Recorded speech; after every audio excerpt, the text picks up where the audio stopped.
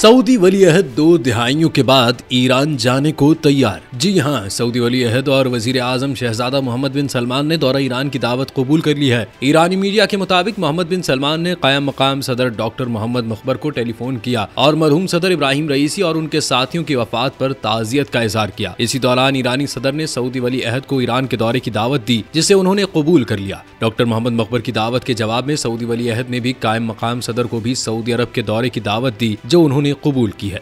Saudi वली अहद को एक ऐसे वक्त में दौरे की दावत दी गई कि जब इब्राहिम रईसी के हेलीकॉप्टर हादसे में जाम बहक होने के बाद ईरान में सदारती इलेक्शन की तारीख का ऐलान हो चुका है। मोहम्मद बिन सलमान के मुमकिन दौरे को दोनों ममालिक के दरमियान ताल्लुकात की मजबूती के तौर पर देखा जा रहा है।